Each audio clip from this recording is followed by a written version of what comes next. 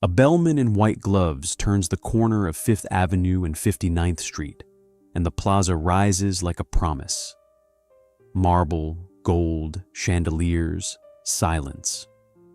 Most people think this hotel was built for joy, for weddings, for film scenes, for the clean fantasy of old New York.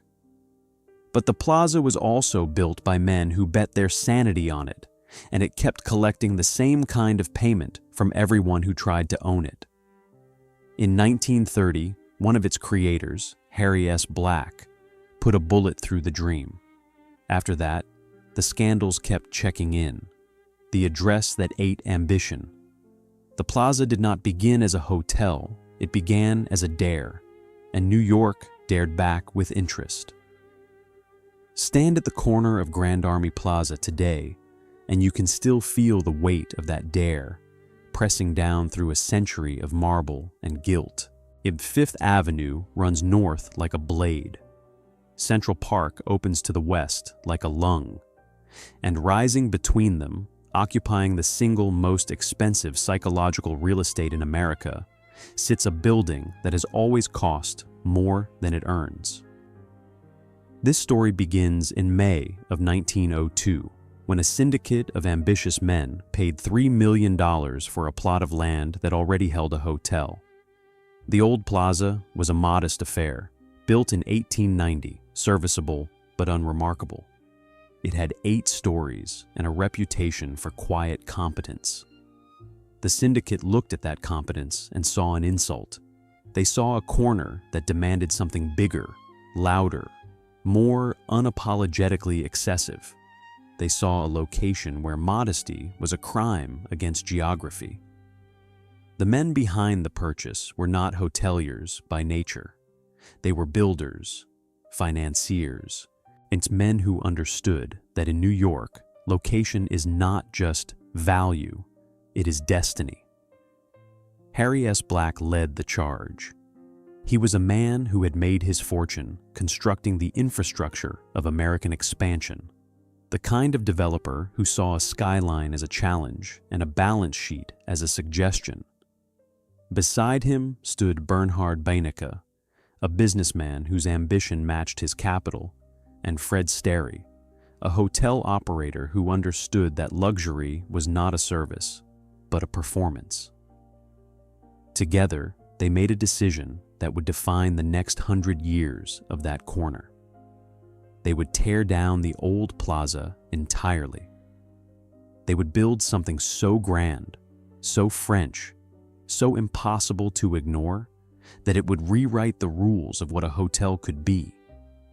The building would not simply accommodate wealth, it would manufacture status. It would become the place where New York came to prove it had arrived. The logic was simple and insane. The corner mattered more than profit. The address mattered more than arithmetic. If you controlled the intersection of Central Park and 5th Avenue, you controlled the city's imagination. And if you controlled the city's imagination, surely the money would follow. But there was a problem hiding inside that logic, a trap built into the blueprint from the first sketch. A building this grand would require constant feeding. It would demand renovations, repairs, reinventions. It would need staff, heat, light, champagne, and the kind of relentless upkeep that turns a palace into a debt machine. The plaza would always be hungry. And hunger does not care about prestige. Fred Sterry understood this better than most. He had managed the homestead in Virginia, catering to Gilded Age appetites with precision and grace. He knew that luxury was theater, and theater required obsessive attention to every curtain, every candle, every smile. He also knew that the truly wealthy did not simply want comfort. They wanted separation. They wanted a place that said, without words, that they were not like other people. The syndicate made a promise to Sterry. Give us the greatest hotel in America, and we will give you the resources to build it. Sterry accepted. He had seen what ambition could accomplish, and he believed, as builders always believe that this time would be different. Construction was scheduled to begin in July of 1905. The old plaza would be demolished, and in its place would rise something that looked like it had been stolen from a French chateau and stretched toward the clouds.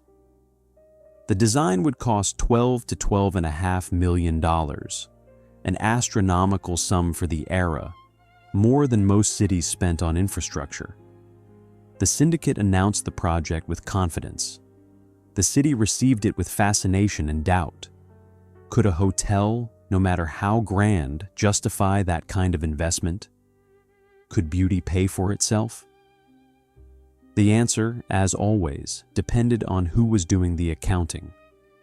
What kind of person builds a palace where the numbers can never rest? A castle built from pure math. The plaza looks like romance, but it was engineered like a machine that had to out-earn its own fantasy. The architects were Henry Janeway Hardenberg, a man who had already given New York the Dakota and understood how to make stone feel like destiny. His design for the new plaza was not subtle. It was French Renaissance-styled ambition stretched across 19 stories of steel and marble. The facade was limestone and brick, arranged to suggest a chateau that had conquered gravity. The interiors were marble staircases, crystal chandeliers, gold leaf, and the kind of silence that only money can buy. The building opened on October 1st, 1907. The final cost was reported at $12 to $12.5 million, though some whispered it climbed higher when all the excess was tallied. The plaza offered 800 guest rooms, grand ballrooms, private dining chambers, and a palm court designed to make afternoon tea feel like a coronation.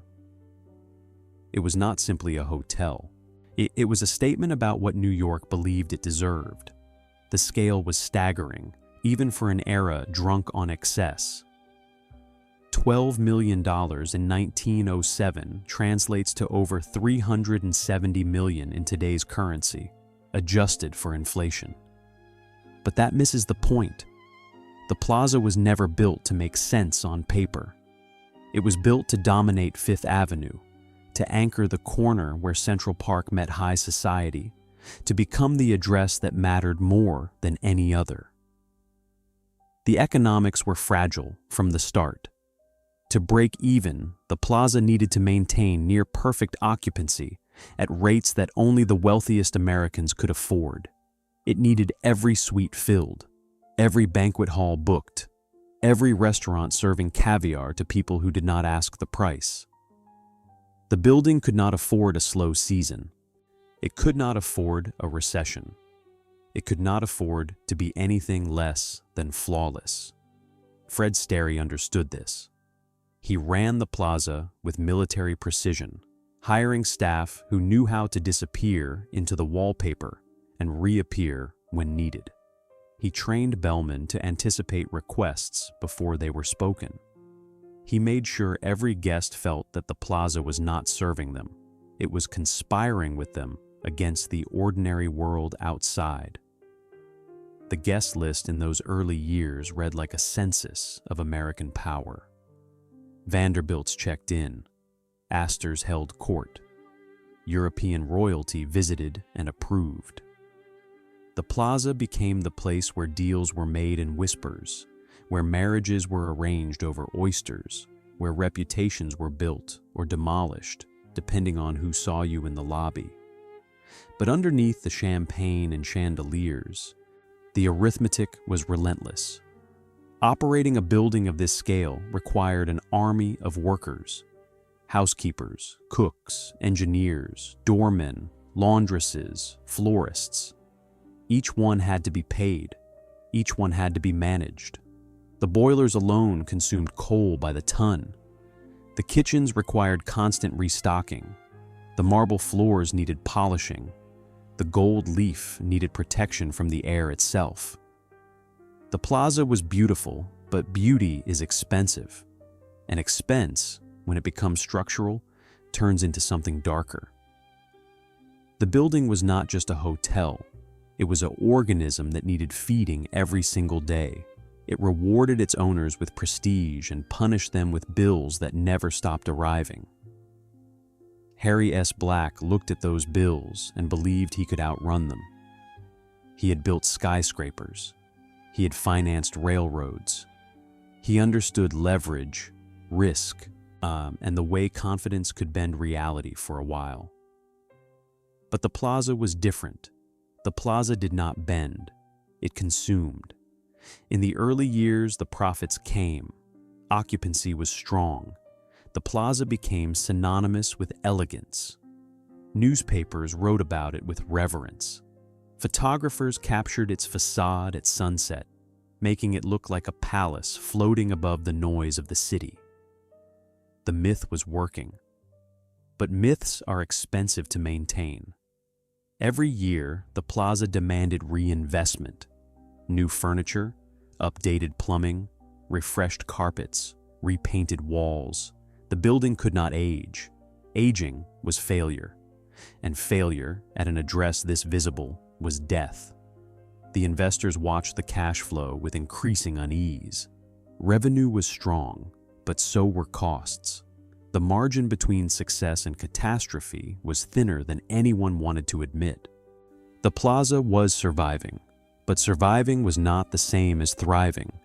It was more like treading water in a pool that kept getting deeper. If the building must be perfect, where does imperfection go?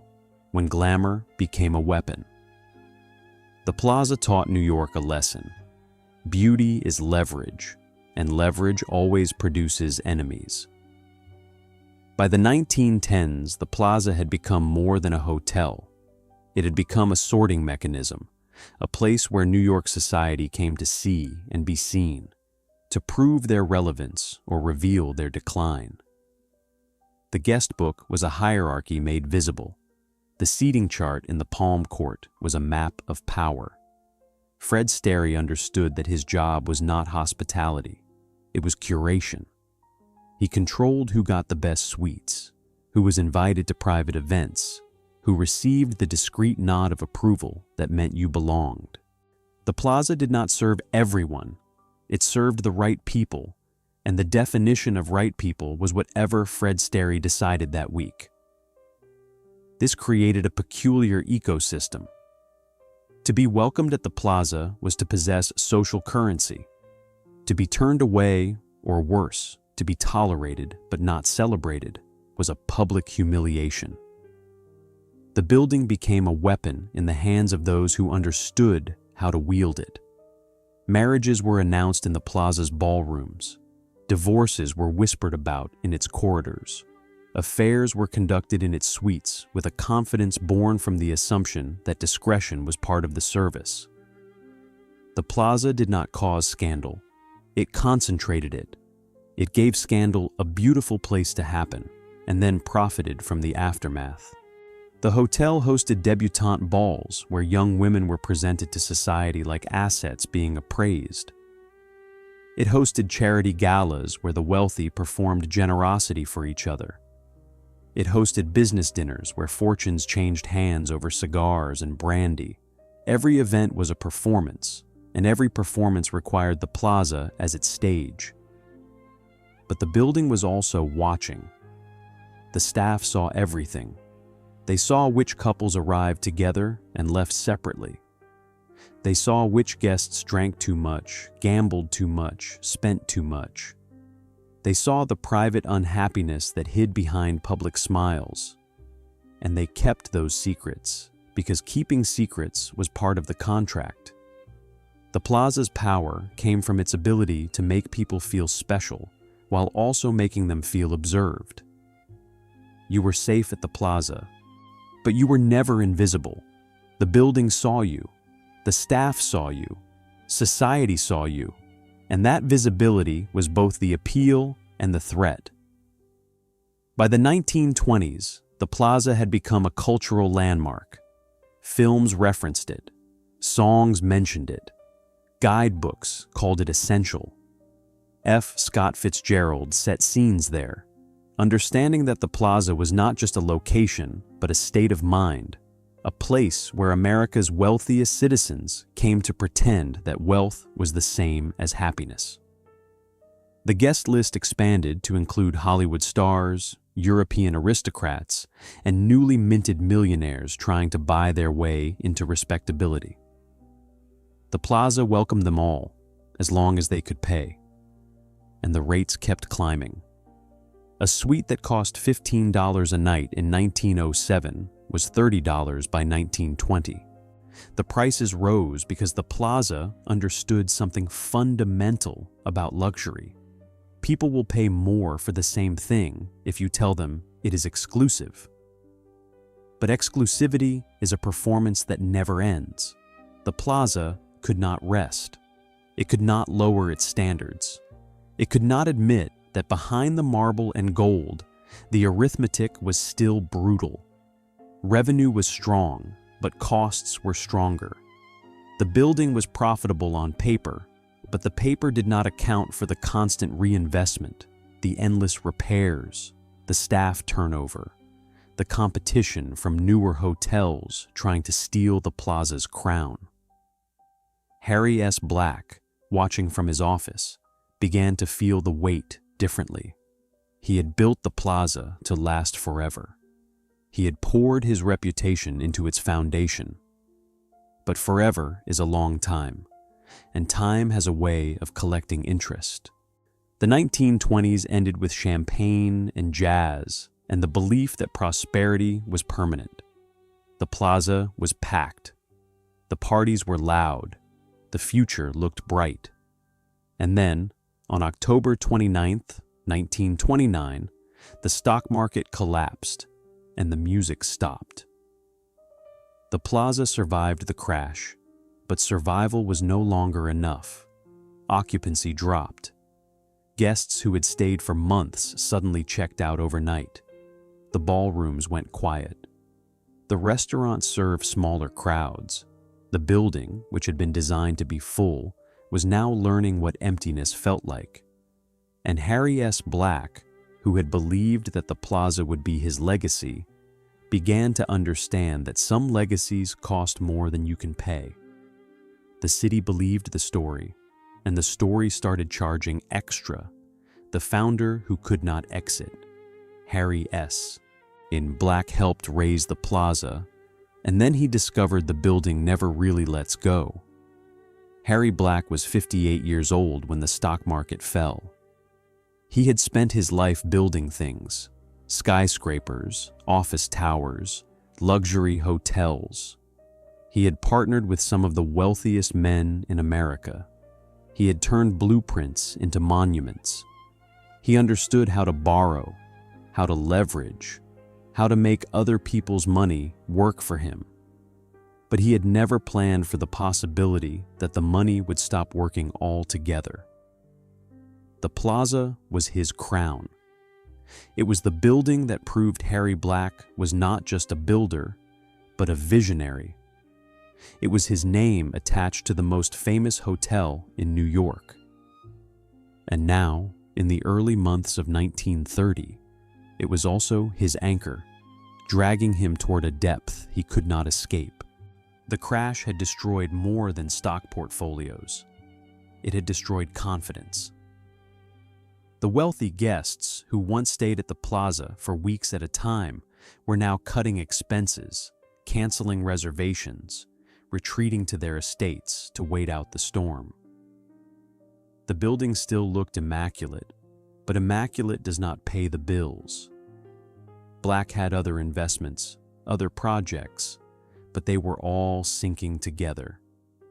The entire architecture of American finance was collapsing, and men like Harry Black, who had built their empires on borrowed money and rising markets, were discovering that gravity works both ways.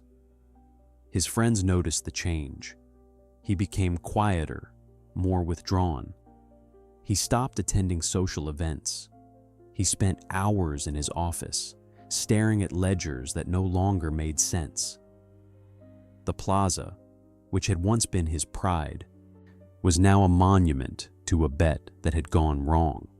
On the morning of July 6, 1930, Harry S. Black walked into his home on East 67th Street. He was alone. He had not told anyone what he was planning. He took out a revolver, placed it against his head, and pulled the trigger. The newspapers reported the death as a tragedy. They called him a prominent businessman, a pillar of New York society, a man who had helped shape the skyline. They mentioned the Plaza, of course. They always mentioned the Plaza, but they did not say what everyone suspected, that Harry Black had been crushed by the weight of his own ambition, that the building he created had demanded more than he could give. Suicide is the loneliest kind of failure. It is the moment when a person decides that the future holds nothing but more pain, and that the only exit is the final one. Harry Black had built palaces, but he could not build a way out of his own despair. The Plaza continued without him. It had to. Buildings do not mourn. They simply carry on, demanding upkeep, demanding revenue, demanding that someone, anyone, take responsibility for their survival. Harry Black had poured himself into the Plaza, and when he left, the building barely noticed. His death was the first visible crack in the illusion of invulnerability. The Plaza had always been sold as a symbol of permanence, a place that would outlast fashion and fortune. But Harry Black's suicide revealed a darker truth. The Plaza was not built for permanence. It was built for spectacle. And spectacle, when it fails, takes everyone down with it. The hotel passed into new hands. Investors who had been silent partners now stepped forward, trying to stabilize the finances, trying to keep the myth alive. They succeeded, barely. Occupancy remained low throughout the 1930s, but the Plaza survived. It adapted. It lowered rates. It marketed itself to a slightly less wealthy clientele. It learned, as all institutions must learn, that survival requires compromise. But the memory of Harry Black lingered. Staff members whispered about it. Guests asked questions. The suicide became part of the Plaza's lore, a shadow that never quite disappeared. And for those who paid attention, it was a warning. The building takes something from everyone who tries to own it, and sometimes what it takes cannot be repaid. If the dream can kill its maker, what does it do to everyone else? Divorce, money in the hallways. Some couples come to the Plaza to celebrate, and some come because the Plaza is where you hide the damage. The Plaza had always been a stage for Gilded Age marriage, but by the 1930s and 40s, it had become something else, a waiting room for the end of love. The suites that once hosted honeymoons now hosted negotiations. The private dining rooms where anniversaries were celebrated became the settings for quiet conversations about separation, custody, and how much it would cost to undo what had been promised forever. The Vanderbilts understood this better than most. Their name was synonymous with wealth, power, and the kind of social prominence that made privacy impossible. When a Vanderbilt marriage began to fracture, it did not happen in silence. It happened in the newspapers, in whispered gossip at dinner parties, and then often in the halls of the Plaza. Gloria Vanderbilt, before she became a tabloid fixture herself, watched her mother, also named Gloria, navigate the public disintegration of her own life. The elder Gloria had married into wealth, lived at the Plaza intermittently, and discovered that a luxury address does not protect you from humiliation. Her custody battle over young Gloria became a media spectacle in the 1930s, a trial that revealed private pain for public consumption. The Plaza was not the cause of these fractures, but it was the setting. It gave the wealthy a place to conduct their private disasters with a veneer of dignity. You could meet your lawyer in a private suite. You could have a discreet conversation with a soon-to-be ex-spouse over lunch in the Edwardian room. You could check in for a month while the divorce was finalized, and no one would ask too many questions. The building became adept at this kind of discretion. The staff knew which guests were hiding from scandal and which were courting it. They knew which marriages were real and which were arrangements. They knew who was having an affair and with whom, because the Plaza saw everything, and seeing everything was part of the service. But the cost of that discretion was silence. The Plaza protected its guests, but it also trapped them inside their own secrets. You could live at the Plaza for years, surrounded by luxury, and still be desperately lonely. The marble could not love you. The chandeliers could not forgive you. The building offered comfort, but comfort is not the same as connection. By mid-century, the Plaza had hosted so many separations, so many affairs, so many discreet exits from failed marriages, that it had become a kind of monument to the gap between public elegance and private misery. The same suites that appeared in wedding announcements appeared months later in divorce filings. There were moments of genuine joy, of course. Couples who stayed together, families who returned year after year, guests who felt that the Plaza was not just a hotel, a home. But those stories were quieter, less dramatic, less likely to become legend. What became legend were the scandals. The heiress who left her husband and moved into the Plaza with her new lover. The businessman who maintained two separate suites, one for his wife and one for his mistress, until the arrangement collapsed in spectacular fashion. The actress who checked in under a false name and checked out after a suicide attempt that the hotel managed to keep out of the papers.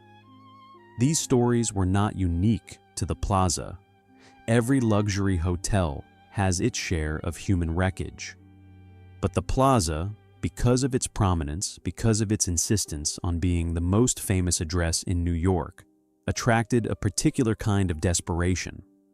People came to the Plaza because they believed that beauty could solve their problems, and when it could not, the disappointment was profound. The building did not judge.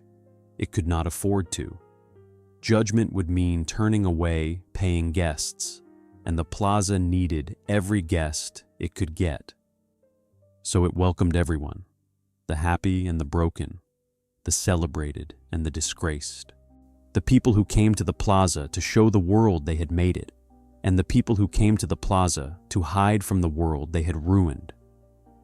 The staff saw the pattern. They saw how luxury could become a cage, how privilege could become a burden, how a beautiful address could make loneliness feel even more isolating. They cleaned the suites, changed the linens, restocked the minibars, and said nothing. Discretion was the job. Why does a luxury address make disgrace feel safe? The first ghost stories for sale. Every great hotel collects stories, and the Plaza learned that fear can be packaged like champagne. By the 1950s and 60s, the Plaza had accumulated enough history to start generating its own mythology. Every old building does this. Time plus tragedy plus imagination equals ghosts. And the Plaza, with its marble corridors and endless hallways, was perfectly designed for haunting. The first stories were small. A housekeeper saw a figure in an empty ballroom. A night manager heard footsteps on a floor that was supposed to be vacant. A guest reported a woman in a long gown standing at the window of a suite, staring out at Central Park, and when the guest blinked, the woman was gone. These stories spread through the staff like folklore. They were passed from one generation of workers to the next, gaining detail with each retelling. The woman in the ballroom became a bride who had been jilted. The footsteps became the ghost of a financier who had lost everything in the crash. The figure at the window became a socialite who had jumped to her death, though no one could agree on when or why. The truth, as always, was harder to verify. Old buildings make noise, pipes creak, floorboards settle, shadows move when the light shifts. The human brain is wired to find patterns, even when no pattern exists. A tired housekeeper working a double shift might see something that is not there, and the mind, desperate for meaning, will fill in the blanks. But the Plaza did not discourage the stories. In fact, as the decades passed, the ghost stories became part of the brand. Guests asked about them. Tour guides mentioned them. Journalists wrote articles about the Plaza's haunted reputation, and the hotel responded with careful ambiguity. "We cannot confirm or deny," they would say, "but many of our guests have reported unusual experiences." This was brilliant marketing. Ghost stories added mystery to luxury. They gave the Plaza a depth that new hotels could not replicate. And you could build a tower with marble and gold, but you could not manufacture a century of whispered legends. The Plaza had something that money alone could not buy, a past that felt alive. Some of the stories centered on specific figures. There were reports of Harry S. Black himself, the founder who had died by suicide, appearing in mirrors or standing in the hallways late at night. Guests claimed to see a man in old-fashioned clothing, looking lost, as if searching for something he could not name. The descriptions were vague enough to fit almost anyone, but specific enough to feel credible. Other stories focused on unnamed presences. A cold spot in a particular suite. A door that would not stay closed. A feeling of being watched in the stairwells. These were the kinds of experiences that could be explained away by drafts, faulty locks, or simple paranoia. But explanations are less interesting than mysteries, and the Plaza understood that interest translates to attention, and attention translates to revenue. The hotel began to lean into the lore. It did not advertise itself as haunted, but it did not deny the possibility either. It allowed the stories to circulate without correction, understanding that some guests would be drawn to the Plaza precisely because of its reputation as a place where the past refused to stay buried. But there was a tension in this strategy. For every guest who found the ghost stories charming, there was another who found them unsettling. Luxury is supposed to be safe, controlled, predictable. Ghosts are the opposite. They are reminders that no amount of money can fully insulate you from the unknown. The Plaza solved this tension by treating the ghosts as optional. You could engage with the stories if you wanted, or you could ignore them entirely. The hotel would not force the mythology on you. It simply made it available, like an extra pillow or a late checkout. Over time, the ghost stories became part of what made the Plaza feel distinct. They added a layer of narrative to a building that might otherwise have felt like just another luxury hotel. They gave guests something to talk about, something to remember, something that made their stay feel like more than a transaction. But underneath the marketing, the real question remained. Were the stories true? Had the Plaza, after decades of hosting joy and tragedy, absorbed something of the people who had passed through its doors? Did the building remember? The answer depends on what you believe. If you think that emotion can leave a residue, that intense experiences can imprint themselves on physical spaces, then the Plaza is as haunted as any place could be. It has seen enough love, enough loss, enough desperation to fill a dozen novels. If you think that hauntings are just the brain's attempt to make sense of ambiguous stimuli, then the Plaza is simply an old building with good acoustics and an excellent marketing team. The Plaza, as always, refuses to choose. It lets the mystery stand. Every great hotel collects stories, and the Plaza learned that fear can be packaged like champagne. The billionaire who bought a mirage. In March of 1988, Donald Trump bought the Plaza with borrowed money, and the clock started ticking immediately.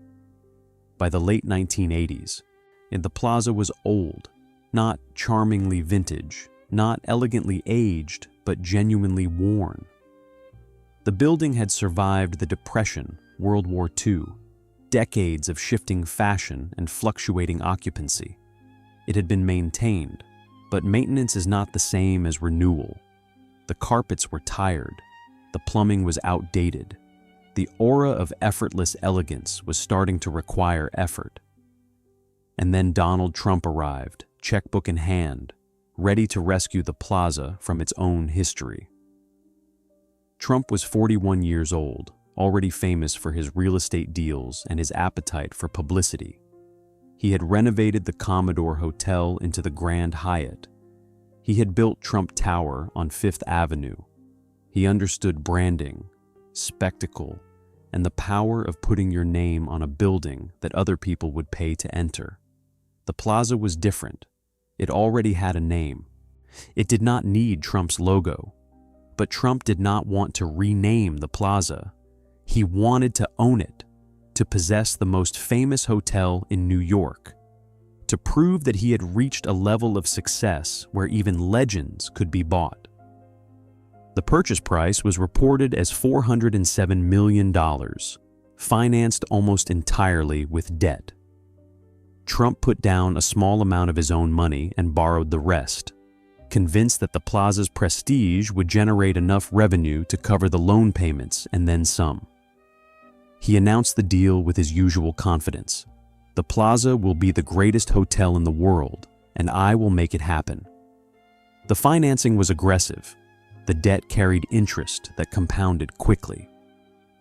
The Plaza needed to generate substantial cash flow just to service the loan, and substantial cash flow required both high occupancy and high rates.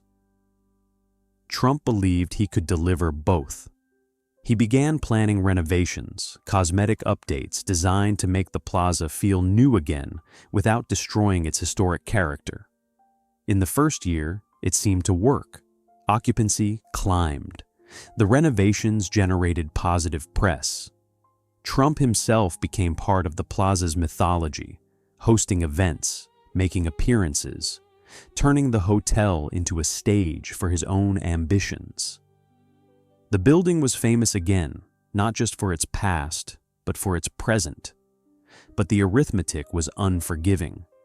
The debt was $407 million initially, but as interest accumulated and additional loans were taken out to cover operating shortfalls, the total climbed towards $600 million.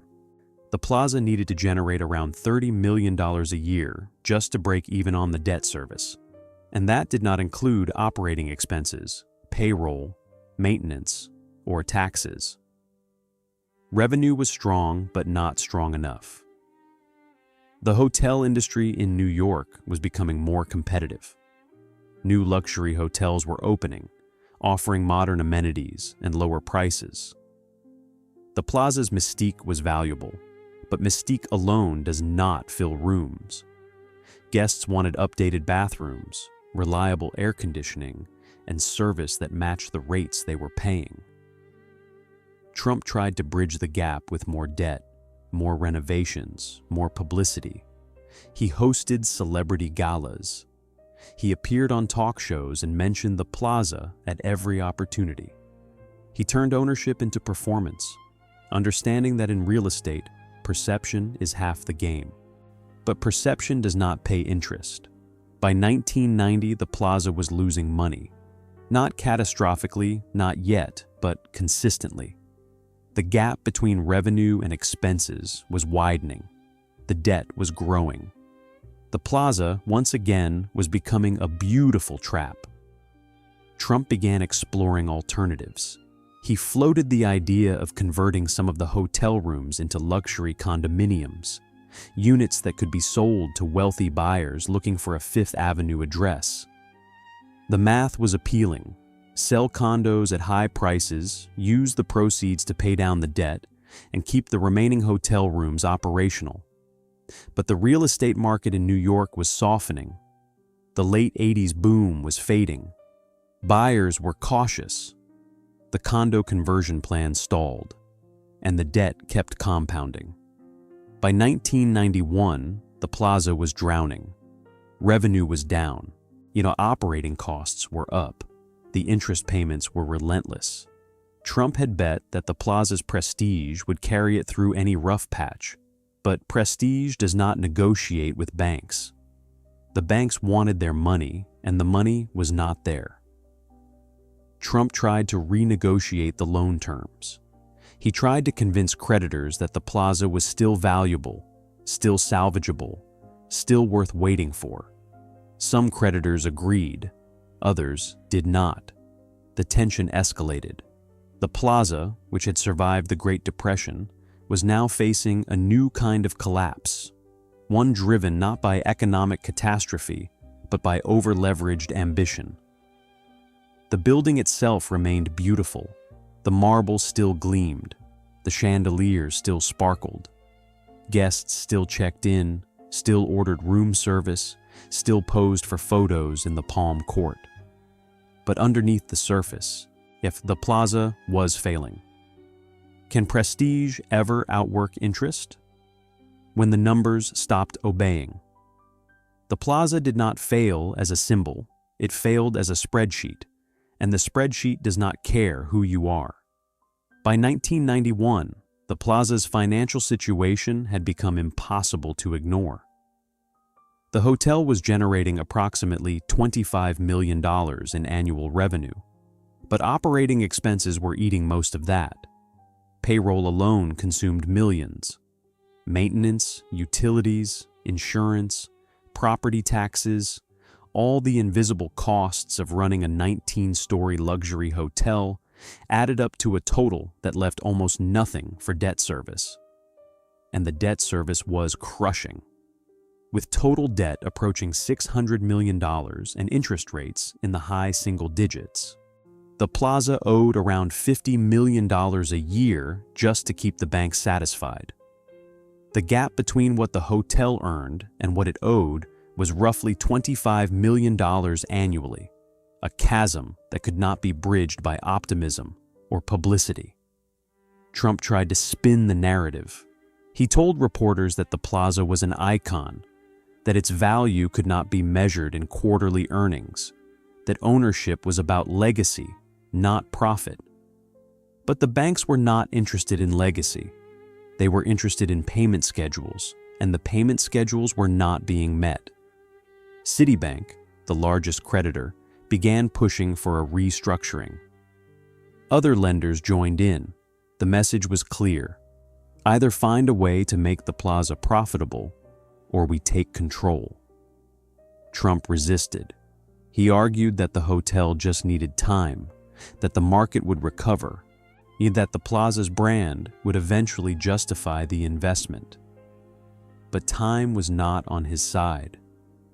The early 1990s recession had softened demand for luxury hotel rooms. Business travel was down. Tourism was sluggish. The Plaza's occupancy rate, which had been climbing in the late 80s, began to decline. Rooms that had been booked months in advance were now sitting empty. The building, which needed to be full to survive, was learning what vacancy felt like. Trump explored desperate measures. He tried to market the Plaza more aggressively, offering package deals and discounts that undermined the very exclusivity the hotel was supposed to represent. He tried to cut costs, reducing staff and scaling back services. But cost-cutting in a luxury hotel is a dangerous game. Guests expect perfection, and perfection requires resources. The condo conversion plan, which had seemed promising, ran into regulatory and market headwinds. Converting hotel rooms into condos required approvals, renovations, and buyers willing to pay top dollar. The approvals were slow, the renovations were expensive, and the buyers, facing their own economic uncertainty, were not materializing. By late 1991, Trump was out of options. The Plaza was insolvent in all but name. The debt could not be serviced. The revenue could not cover expenses. The building, despite its beauty and fame, was a financial disaster. The banks began serious restructuring talks. Citibank led a consortium of 70 lenders, all of whom had a stake in the Plaza's debt, and all of whom wanted to avoid a messy public default. They proposed a deal. Trump would give up control. The banks would take a significant ownership stake, and a large portion of the debt would be forgiven. The numbers were stark. The banks agreed to forgive approximately $250 million in debt, reducing the total burden from $600 million to around $350 million. In exchange, Citibank and its partners would take a 49% ownership stake in the Plaza. Trump would retain 51%, but effective control would shift to the creditors.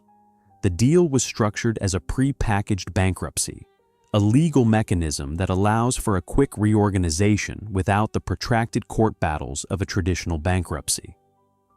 The plan was submitted to the bankruptcy court in March of 1992 and approved the following month. The Plaza had failed, and the failure was now public.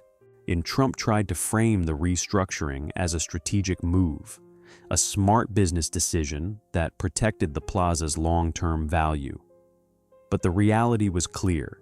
He had over-leveraged a trophy asset, failed to generate the cash flow needed to support the debt, and been forced to surrender control to his creditors. The Plaza's collapse was not unique. The early 1990s saw a wave of real estate failures as over-leveraged properties crumbled under the weight of debt accumulated during the boom years. But the Plaza's failure was symbolic. It was the most famous hotel in America, and it could not pay its bills. The building itself continued to operate. Guests still checked in. The staff still cleaned the rooms, served the meals, polished the marble. But the ownership had changed, and with it, the story. The Plaza was no longer a monument to ambition.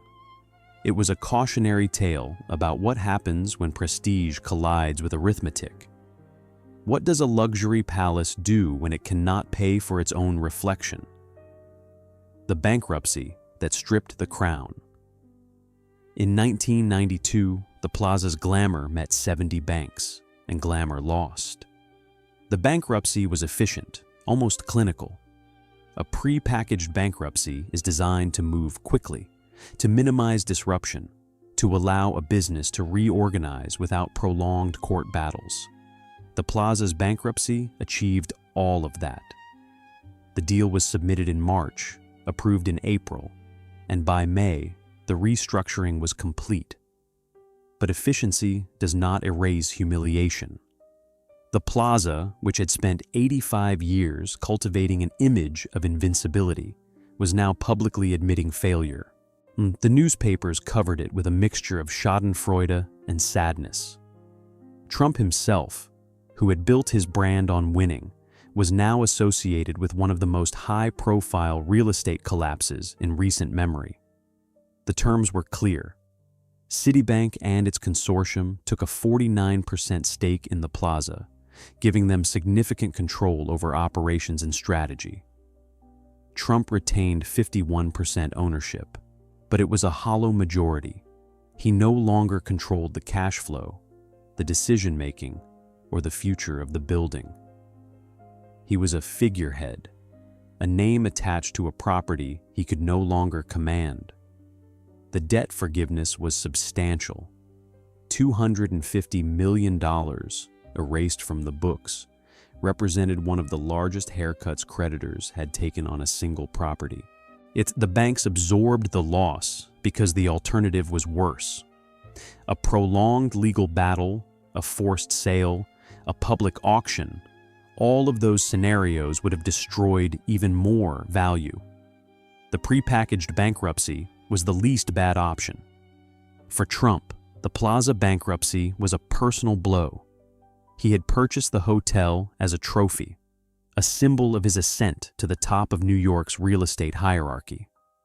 He had promised to restore its glory, to make it profitable, to prove that he could succeed where others had struggled. Instead, he had driven it into insolvency and been forced to beg his creditors for mercy. The Plaza, for its part, barely noticed. Buildings do not care who owns them. The marble did not crack. The chandeliers did not dim. The bellman still opened doors. The housekeepers still cleaned rooms. The hotel continued to operate because hotels, unlike people, do not suffer from shame. But the bankruptcy marked a turning point. The Plaza was no longer a family heirloom, a cherished asset passed down through generations of careful stewardship. It was now a financial instrument, a piece of collateral controlled by banks and managed by committees. The romance was gone. What remained was arithmetic. Trump exited fully within a few years, selling his remaining stake as part of a broader effort to stabilize his own finances. The Plaza changed hands again, and then again, each new owner arriving with promises of restoration and renewal, each one discovering the same truth. The Plaza demands more than it gives. The bankruptcy stripped the Plaza of its invincibility, but it also freed the building from the myth that it could be owned in any meaningful sense. The Plaza was not a possession, it was a responsibility, a burden, a monument that required endless feeding. And the people who tried to own it were not owners. They were tenants, temporary custodians of something that would outlast them all. The 1990s restructuring was painful, but it was also clarifying. It revealed that the Plaza's value was not financial. The building would never generate the kind of returns that justified its price. Its value was symbolic, emotional, mythological, and symbols, emotions, and myths do not pay interest. The lesson was stark. Prestige is not a business model. Beauty does not balance budgets. A name, no matter how famous, cannot save you from bad arithmetic. The Plaza had survived Harry Black's suicide, the Great Depression, decades of scandal and reinvention.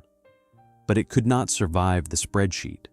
Glamour lost, the hotel that kept changing faces. After the fall, the Plaza did what it always does. It found a new mask and kept charging admission. The mid-1990s brought new owners, new strategies, and the same old problem.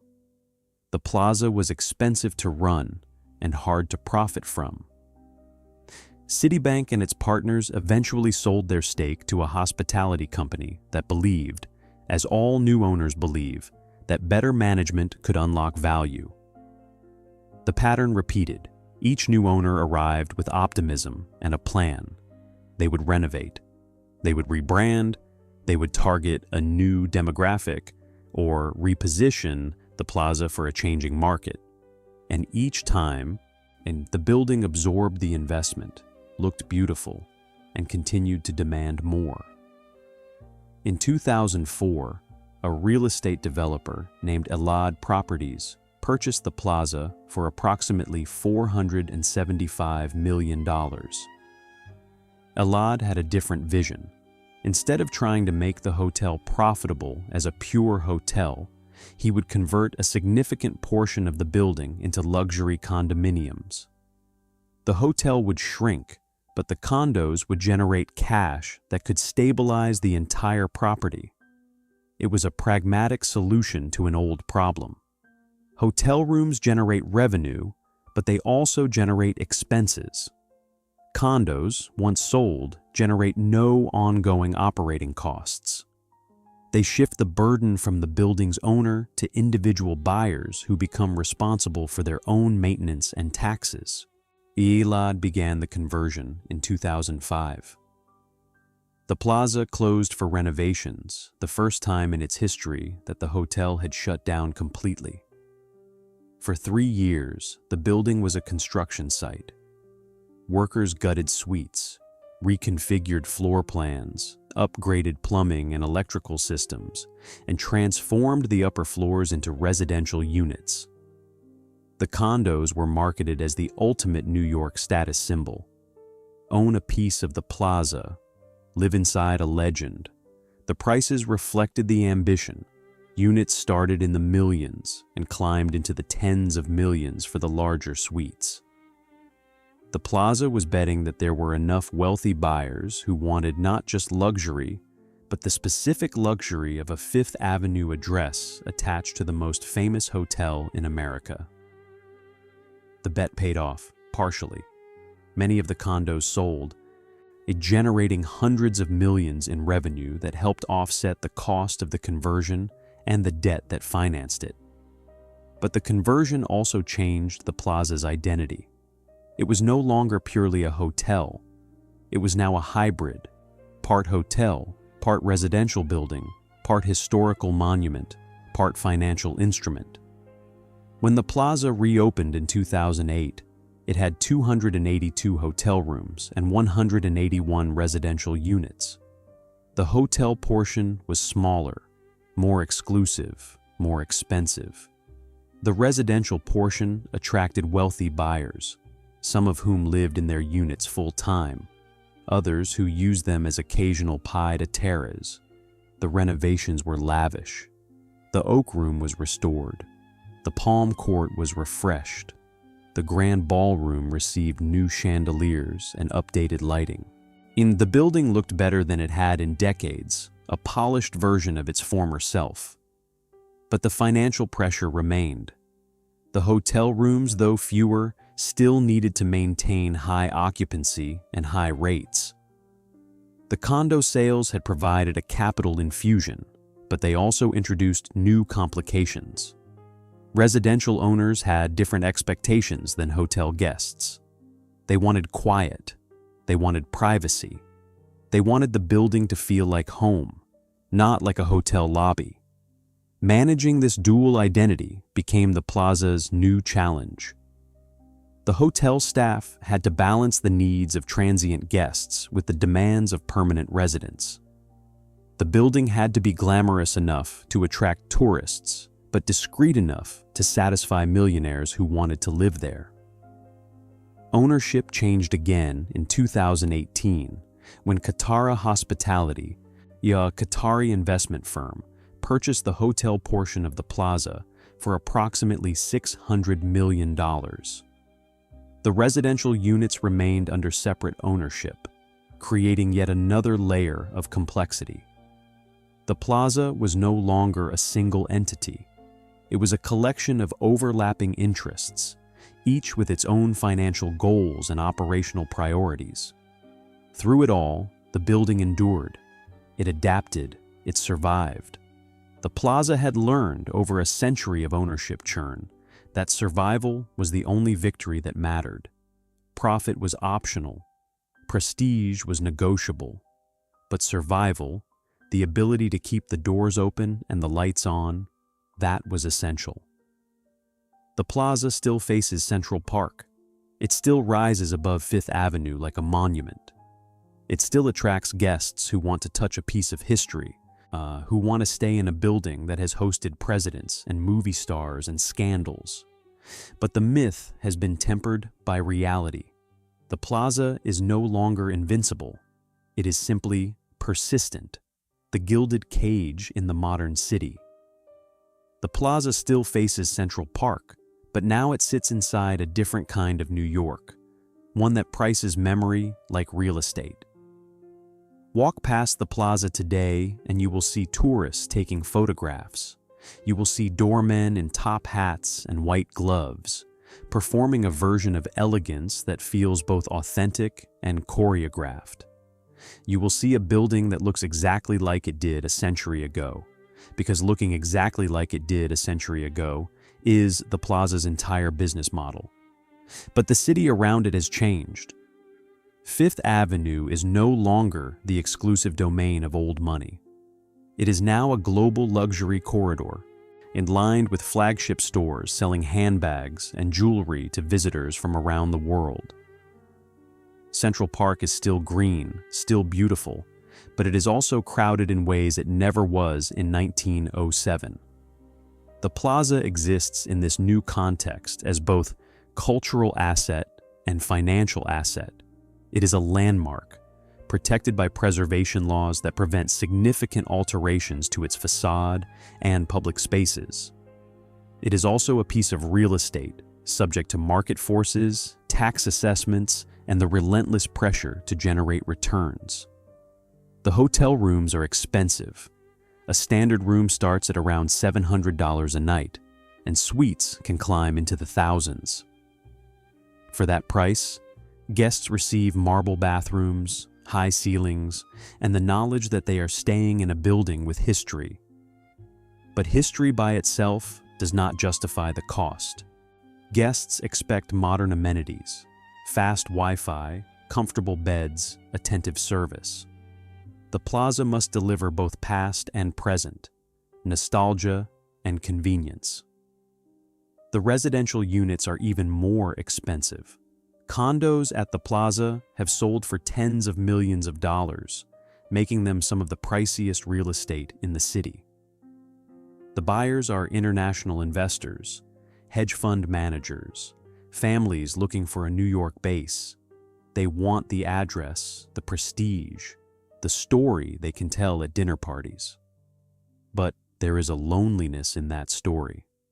Living at the Plaza means living inside a monument. The building is beautiful, but it is also performative. Every interaction with staff, every walk through the lobby, every delivery that arrives at the service entrance, all of it happens under the weight of the building's reputation. You are not just a resident. You are part of the Plaza's ongoing theater. The staff understand this better than anyone. They work long hours in a building that demands perfection.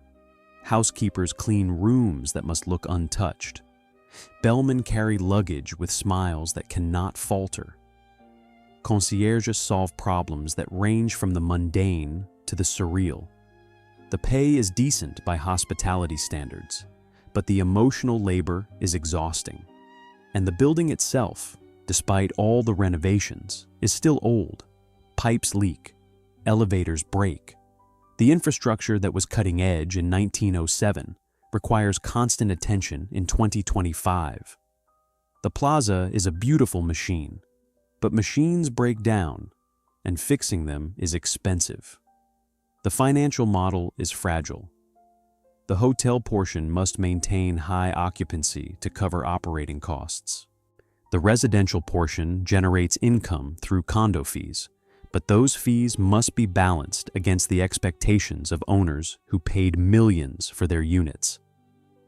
The Plaza is always walking a tightrope, always one bad quarter away from renewed financial strain. Tourism helps. The Plaza is a global brand.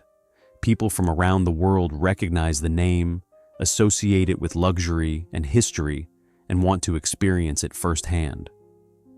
But tourism is also fickle. Economic downturns, pandemics, geopolitical instability, all of these can reduce the number of visitors willing to pay $700 for a hotel room. The Plaza has learned to diversify. It rents out ballrooms for weddings and corporate events. It hosts private dinners in its restaurants. It licenses its name for branded products. The Plaza is no longer just a hotel.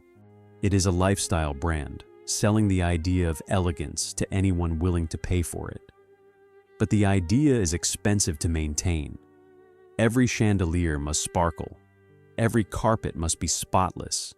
Every interaction must reinforce the myth that the Plaza is still the most luxurious, most exclusive, most desirable address in New York. And maintaining that myth requires money, attention, and the kind of obsessive care that eventually wears people down. The Plaza is still a gilded cage. It looks beautiful from the outside, but inside, it is a place of constant pressure, constant scrutiny, constant performance.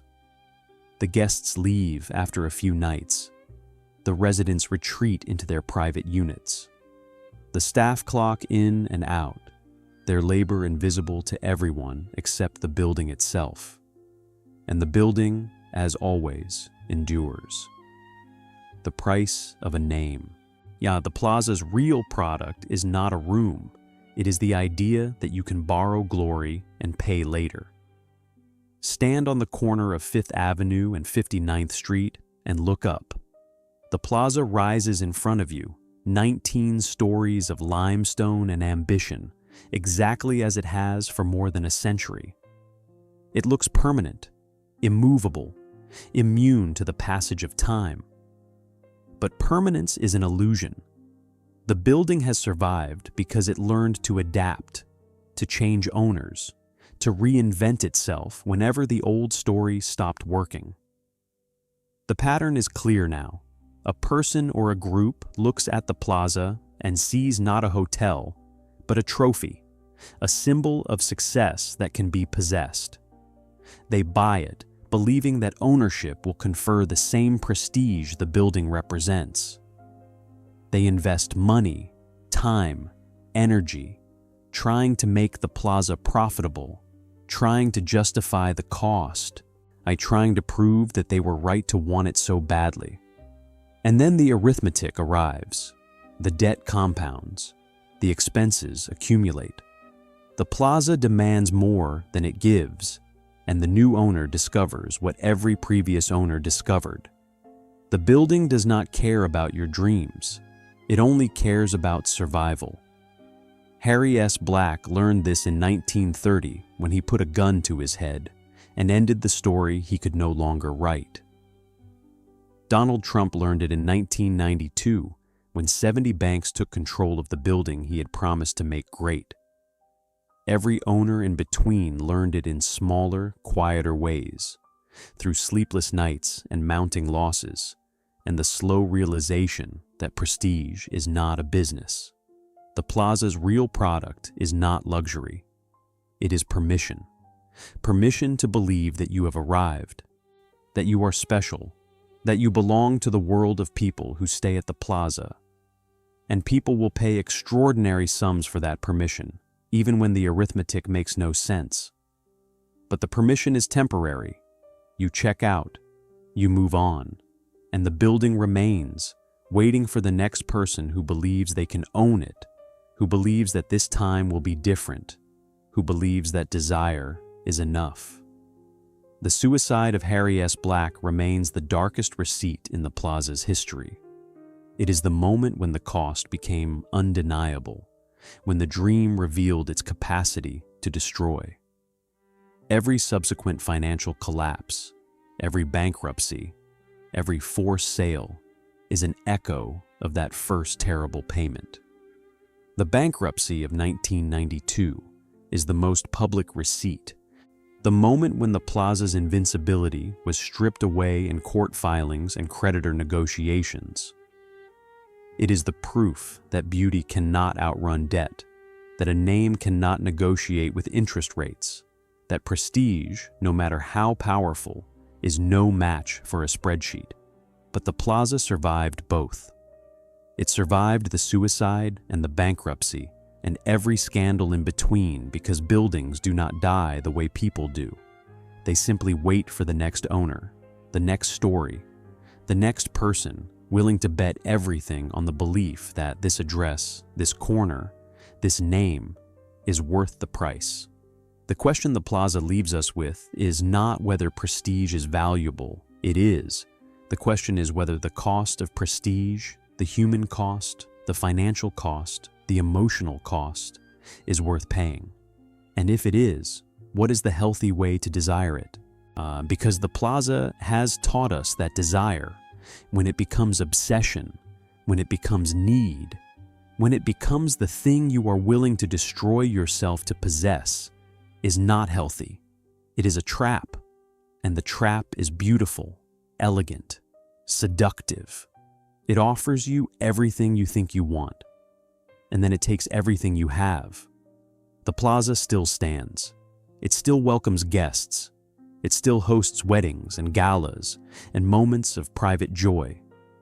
But it also remembers. It remembers Harry S. Black. It remembers Donald Trump. It remembers every person who tried to own it and failed. The memories are not displayed. They are not advertised. But they are there, embedded in the marble, woven into the fabric of the building's long life. The legacy of the Plaza is not its beauty. Beauty fades, or at least, beauty requires constant upkeep that eventually becomes unsustainable. The legacy is the lesson it teaches about ambition, about desire, about the distance between what we want and what we can afford to want. You can borrow glory. You can stay at the Plaza, dine in its restaurants, take photographs in its lobby, tell your friends you were there, but you cannot keep it. Glory does not belong to anyone. It belongs to the building, and the building does not let go. The price of a name is everything you are willing to give, and sometimes that price is too high. The Plaza knows this. It has been collecting payment for over a century, and it will continue to collect as long as there are people who believe that beauty, prestige, and a Fifth Avenue address are worth the cost. The bellman turns the corner in his white gloves. The doors open. The lobby gleams, and somewhere inside, the Plaza waits.